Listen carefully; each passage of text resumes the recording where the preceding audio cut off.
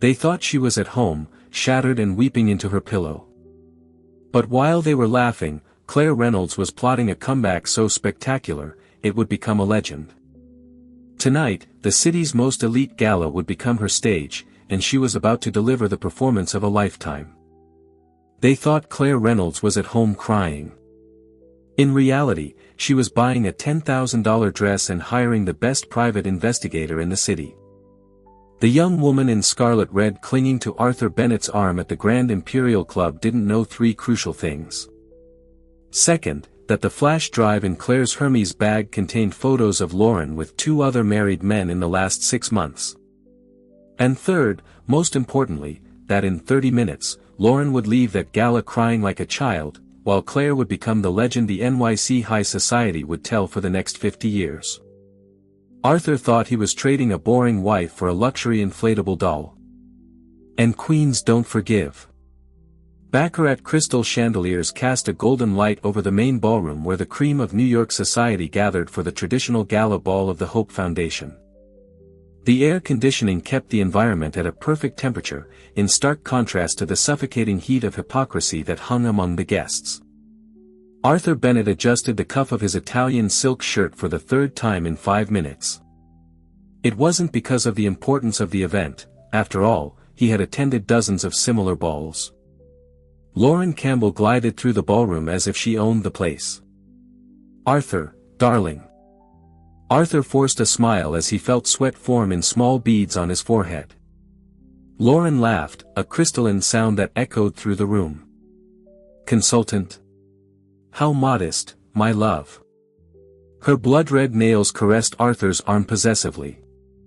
"We're much more intimate than that, aren't we?" Arthur's embarrassment was palpable, but Lauren seemed to feed on the situation.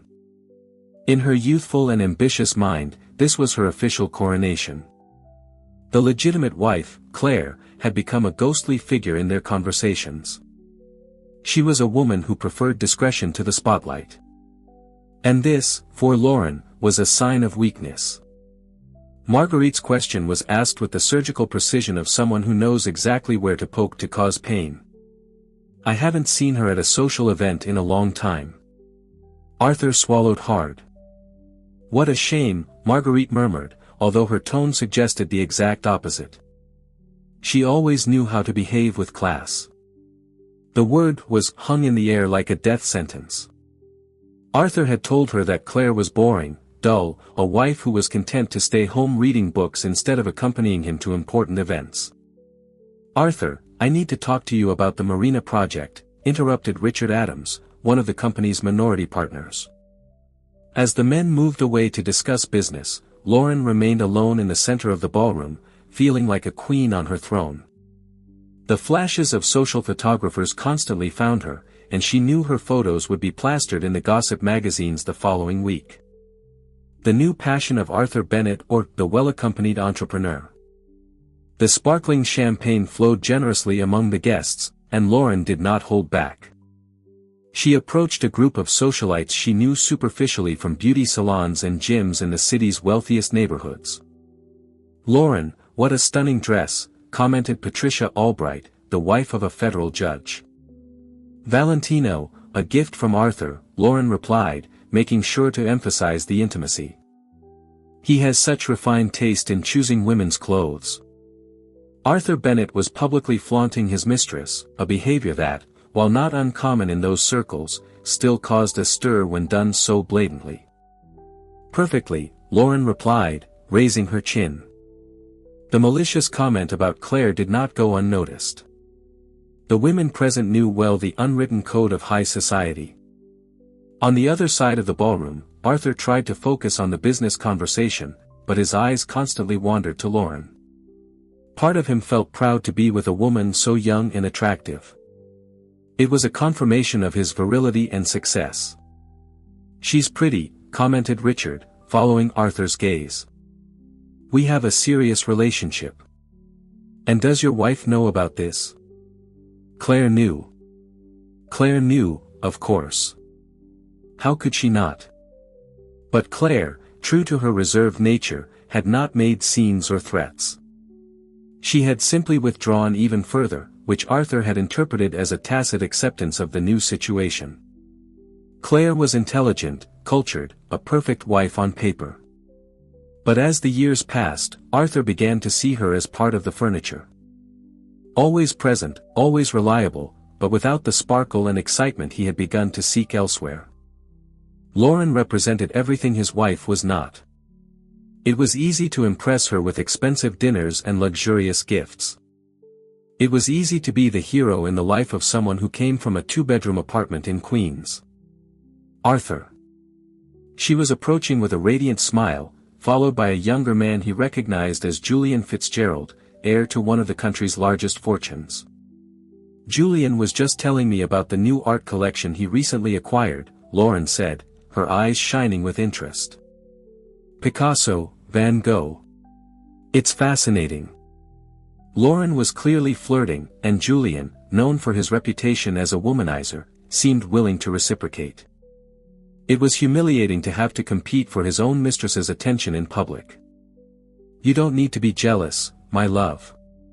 You know you're the only man in my life. The words were supposed to reassure him, but Arthur felt a growing unease.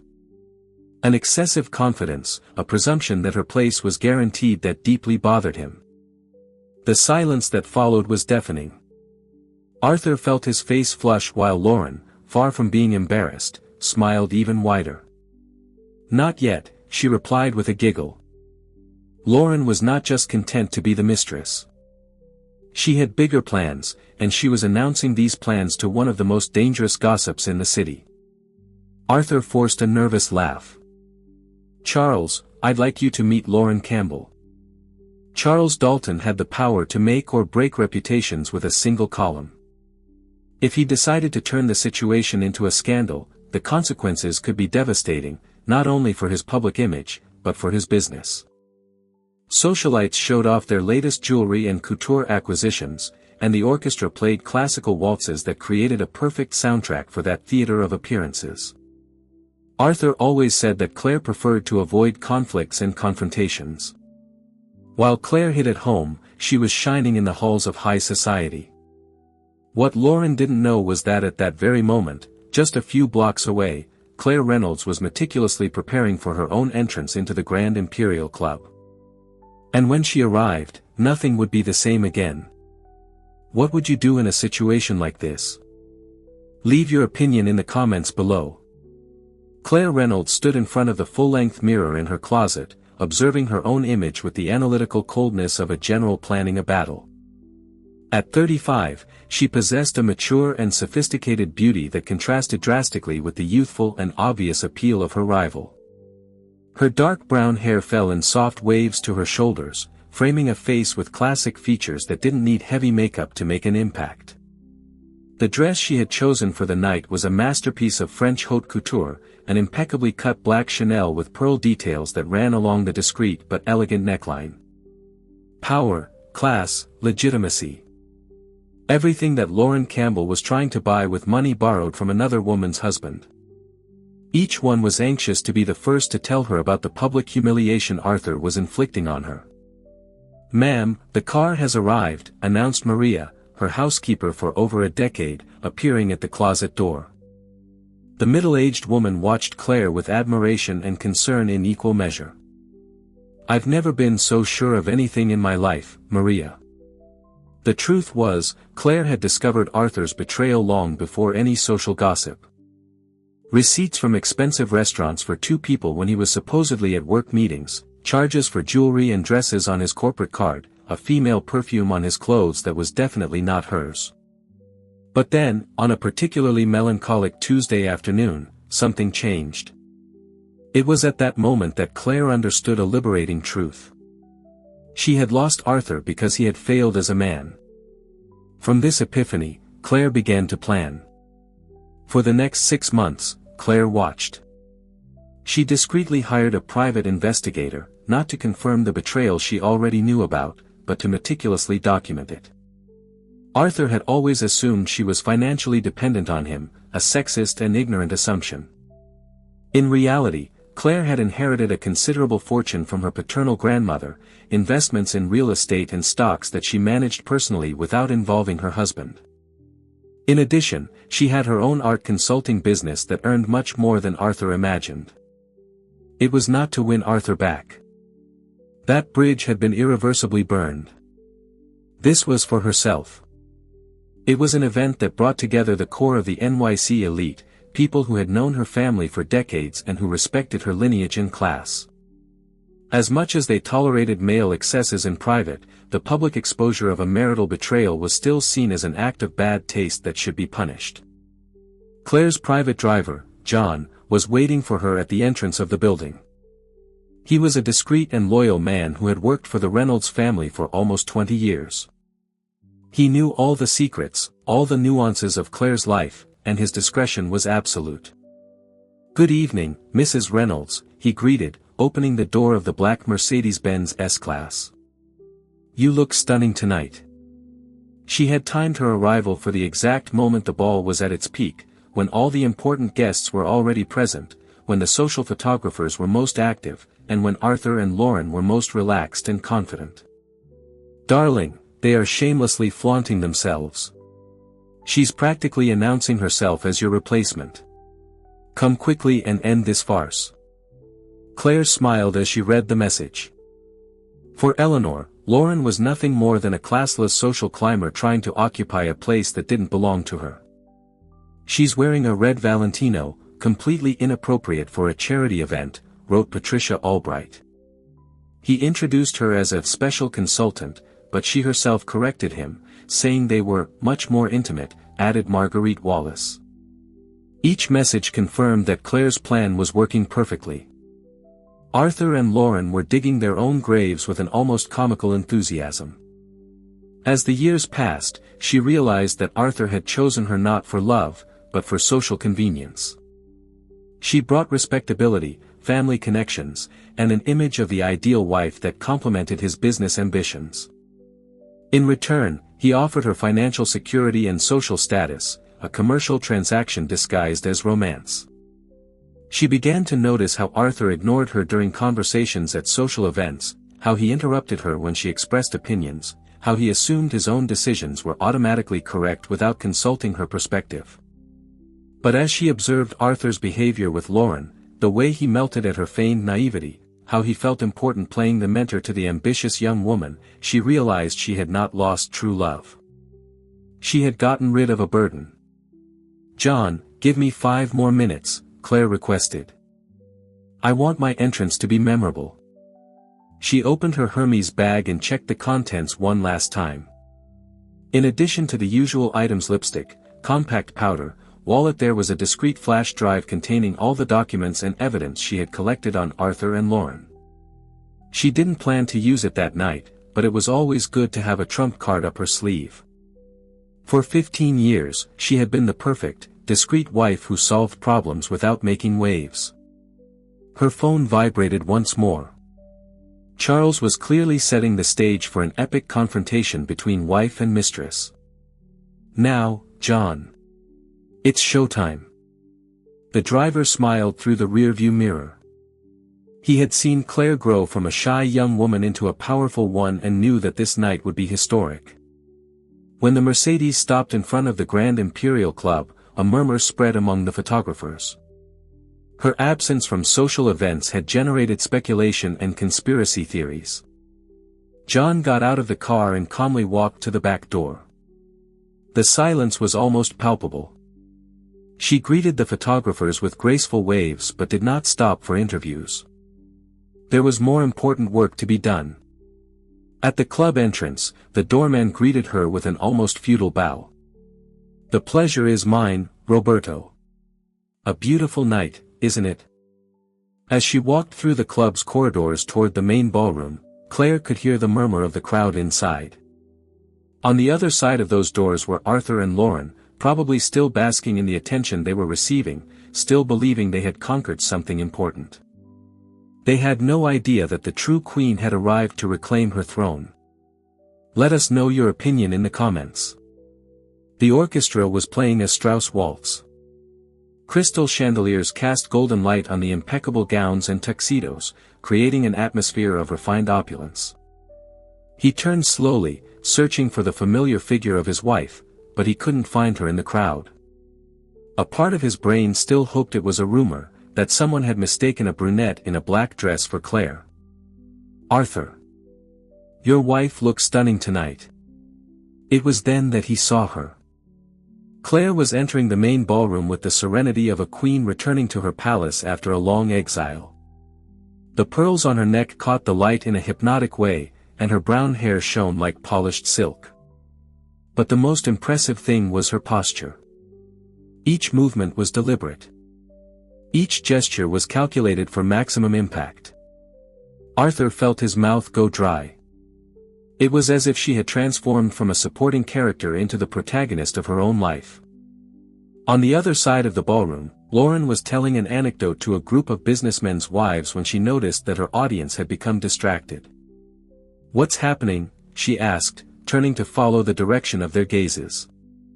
And then she saw her, too. Lauren had often imagined what her first meeting with Arthur's legitimate wife would be like. The woman walking towards her radiated a natural elegance that no amount of money could buy. There was something almost aristocratic about her posture, an innate class that made Lauren suddenly feel like a child playing dress-up in her mother's clothes. Claire greeted the guests with the perfect grace of someone born into that world.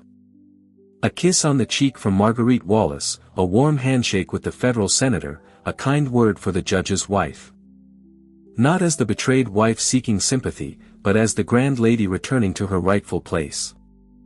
Patricia Albright's voice cut through the air like a crystal bell. "What immense joy to have you back. I missed you so much." The hug between the two women was warm and genuine, in stark contrast to the artificial displays of affection that characterized most interactions in that environment.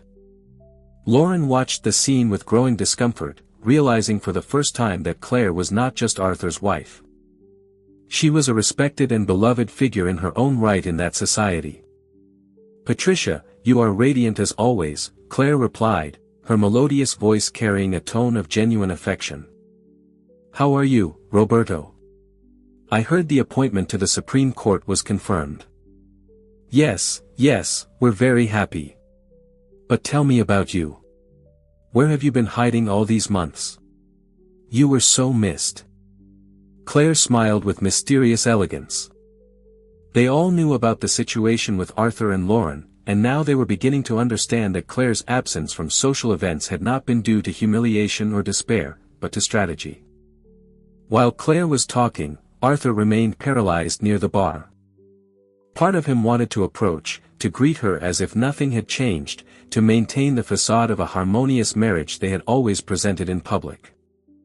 "Lauren, maybe this isn't the best time." "Nonsense," she retorted, already walking toward the group around Claire.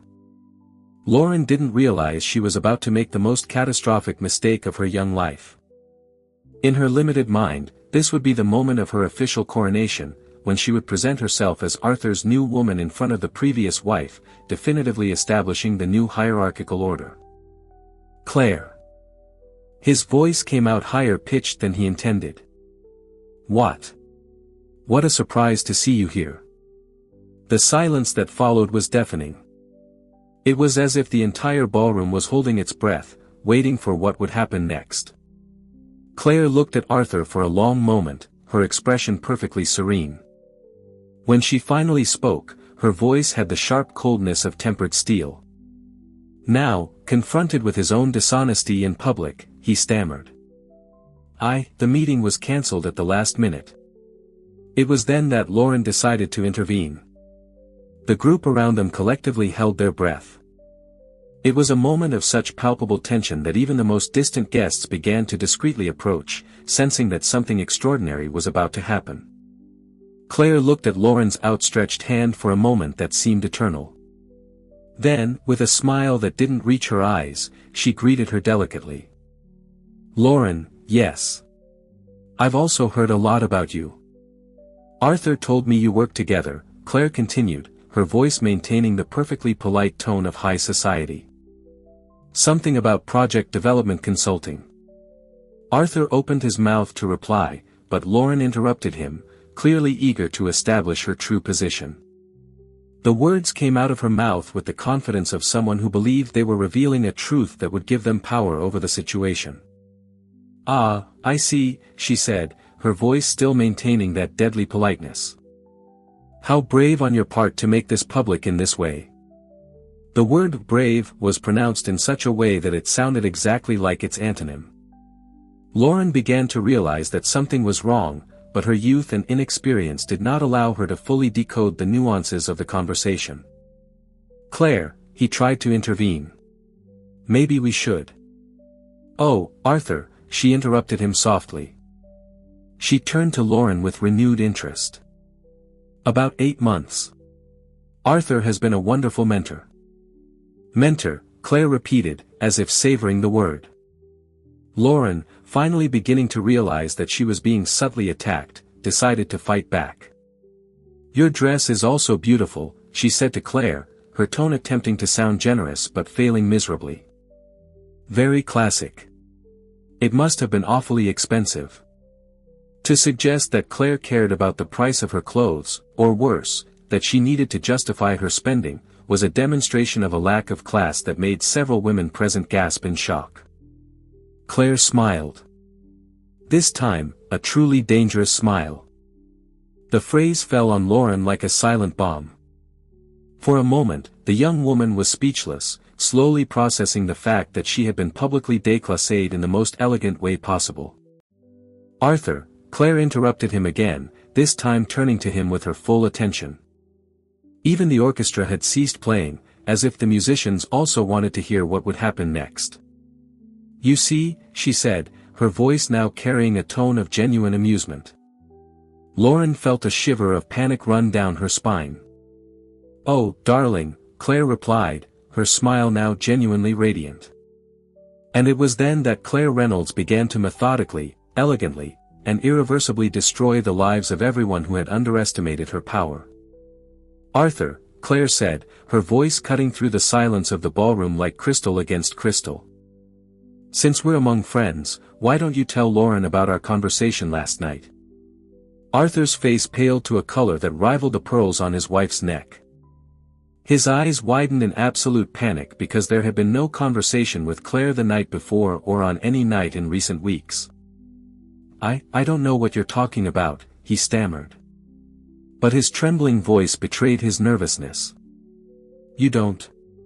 How strange. Maybe my memory is failing me. Or maybe you forgot to mention to your mentor that we are still married." The word mentor was pronounced with such irony that several people in the group had to stifle nervous giggles. Lauren felt the blood rush to her face, finally understanding that she was being publicly ridiculed. But marriages evolve, don't they? Sometimes people find happiness in different places. "Ah, yes," Claire agreed with a graceful nod. "Evolution, a fascinating concept." Eleanor laughed, a crystalline sound full of aristocratic malice. Several men present coughed uncomfortably while their wives exchanged approving glances. Marguerite Wallace joined the group, clearly not wanting to miss the spectacle. "Claire, it's so good to see you at our events again," she said with false effusiveness. "Your presence always elevates the level of any occasion." "That's very kind, Marguerite. I was just explaining to young Lauren how certain traditions work in our society." The silence that followed was so profound that you could hear the tinkling of the chandelier crystals gently swaying with the air-conditioning breeze. Claire watched Lauren for a long moment like a feline studying its prey before the fatal pounce. "Authenticity," she repeated slowly. "What a powerful word. You're right, darling. Authenticity is fundamental." She paused, her smile becoming predatory. "Claire, maybe this isn't the place. After all, it was here that you chose to make your partnership public. It's only fair to clarify a few details for our dear friends." Charles Dalton had approached discreetly, his journalist's expression sniffing out the story of the century. "You see," Claire continued, now addressing the audience directly. She paused for dramatic effect. What she doesn't know is that Arthur has a very specific pattern when it comes to his extramarital affairs. Lauren's eyes widened, suddenly realizing she was about to discover something devastating. In the last 15 years, there have been at least, let me see, 6 of them. She wasn't unique. She was just the most recent in a long line of temporary replacements. Arthur was clearly desperate. "Claire, please." "Oh, Arthur, don't be modest," she said with false admiration. Patricia Albright couldn't hold back a giggle. "And what happened to the other 5, darling?" Some were discreetly dismissed when they started making inconvenient demands. Others found out for themselves that they weren't as special as they imagined. 1 or 2 even managed advantageous marriages to more available men. Lauren felt the world spinning around her. Everything she had believed about her relationship with Arthur, its uniqueness, their future plans, her privileged position, was crumbling like a house of cards. "But the thing is," Claire continued, now speaking directly to Lauren, "you made a mistake that none of the others made." The words fell on Lauren with the weight of a legal sentence. Not admiration or envy, as she had imagined, but pity mixed with aristocratic contempt. "Arthur never told me about the others," she stammered, turning to him in search of denial, explanation, anything that would restore her reality. His guilt was stamped on his face like a tattoo. Eleanor Moore shook her head with theatrical disapproval. "Men can be so cruel, can't they? Making these poor girls believe in fairy tales." "The cruelty," Claire said, "is not in having extramarital affairs. Powerful men have always had mistresses. It's almost a tradition. The cruelty is in creating false expectations. In making these women believe they can occupy a place that was never intended for them." It was the first time anyone had directly confronted Claire, and everyone wanted to see how she would respond. Claire smiled. Not the elegant, controlled smile she had maintained all night, but a genuine, almost amused smile. "You really don't understand, do you? You think I'm here as the humiliated wife trying to win back a cheating husband?" She paused, her eyes sweeping over all the faces around her. "I didn't come here to fight for Arthur. I came to give him back." Not even the sound of the waiter's shoes on the marble could be heard. "Give him back?" Lauren repeated, confused. Arthur finally found his voice. "Claire, what are you talking about? The divorce papers were filed yesterday. You should receive the official notification on Monday." The envelope passed from hand to hand like a grenade with the pin removed. But we didn't even talk about this." "We did talk about it for 8 months, Arthur. Every time you came home with another woman's perfume. Every time you lied about where you had been. Every time you treated me like a piece of furniture that decorates the house but doesn't participate in the life that happens inside it." The conversation was long and one-sided, but it happened. Lauren looked at Arthur, expecting him to protest, to declare his love for her, to confirm the future plans they had made together. "How much do you want?" was the first thing he managed to say. "Your own." "Yes. Grandma Beatrice's inheritance, which you always assumed was insignificant because it was just women's things like real estate and stocks, is actually worth more than your company." The shock on Arthur's face was comical. To discover that his wife was not only financially independent, but potentially richer than he was a devastating blow to his masculine ego. "So, you're giving us your blessing," she stammered, trying to find some shred of dignity to cling to. "Oh, my dear, it's not quite a blessing," Claire replied with deadly gentleness. Several people laughed openly, unable to contain their reaction to the brutal elegance of the response. Arthur finally exploded. "Claire, you can't humiliate me like this in public." Charles Dalton approached with his social predator smile. "Of course, Charles." She turned to him with the grace of a seasoned actress. "And what about future plans?" "I'm moving to Paris next week. I have some interesting projects waiting for me there." Claire was not just divorcing him.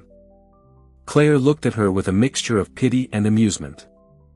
"Oh, my sweet, naive girl," she said, her voice full of an almost maternal condescension.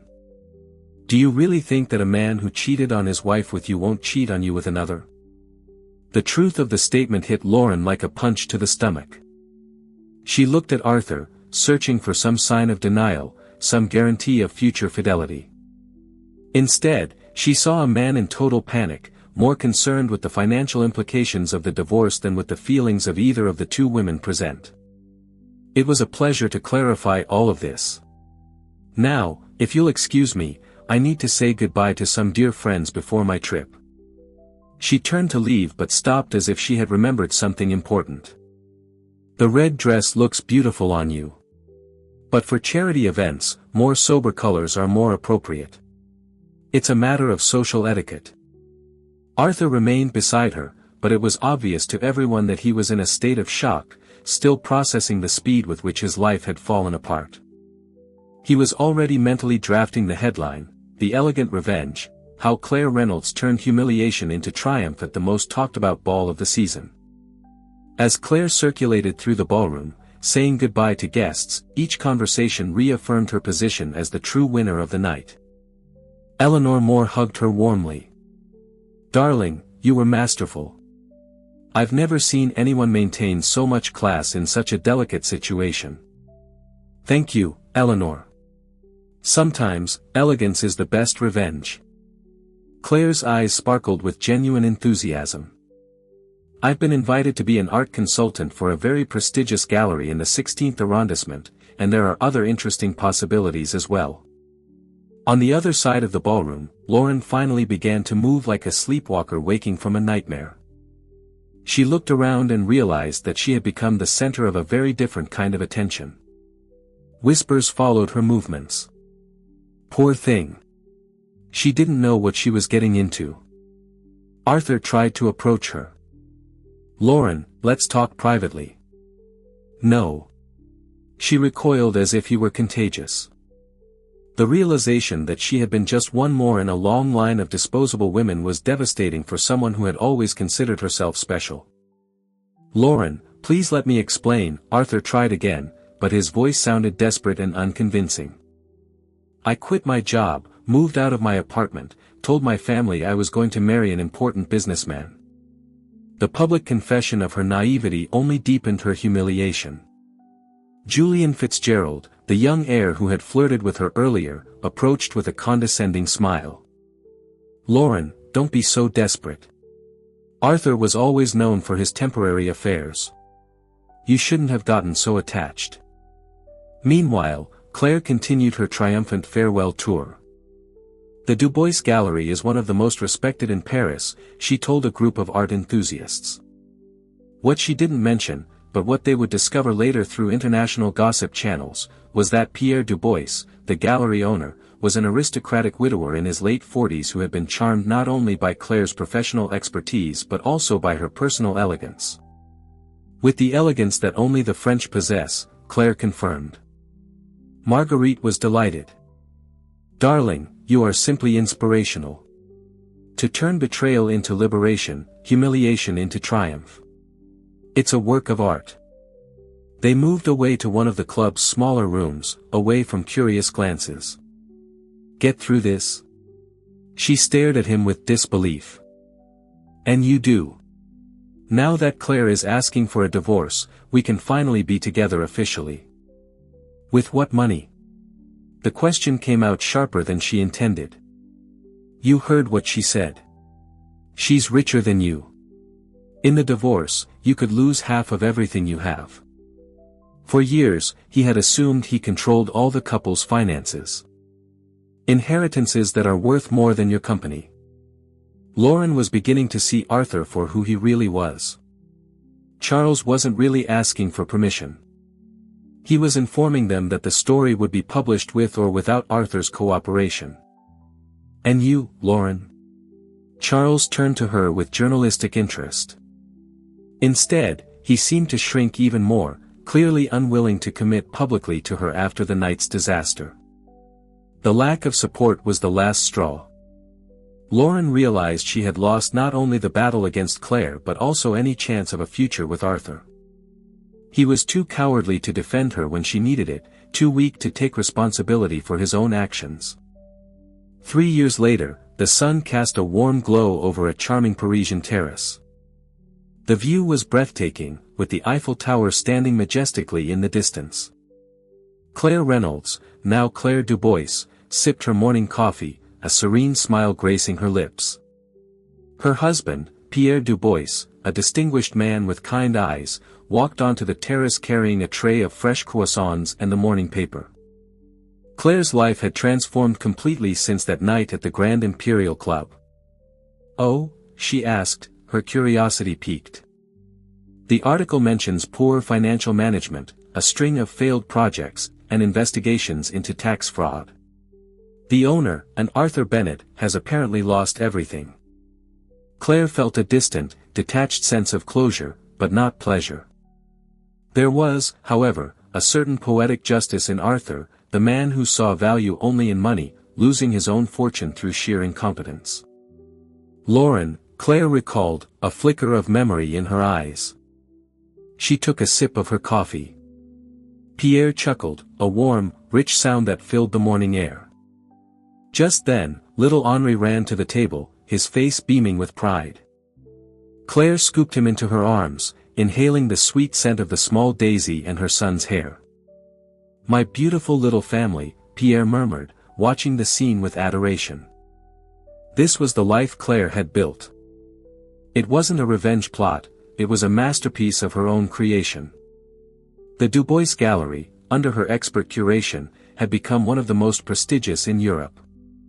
And she was now expecting their third child, a little girl they planned to name Sophia, after the grandmother whose inheritance had given her the wings to fly. She had discovered the ultimate truth: the best revenge isn't loud and destructive, it's a quiet, beautiful life well lived. If you were inspired by Claire's journey from betrayal to triumph, don't forget to like this video. And for more stories about powerful women who rewrite their own endings, make sure you subscribe to our channel.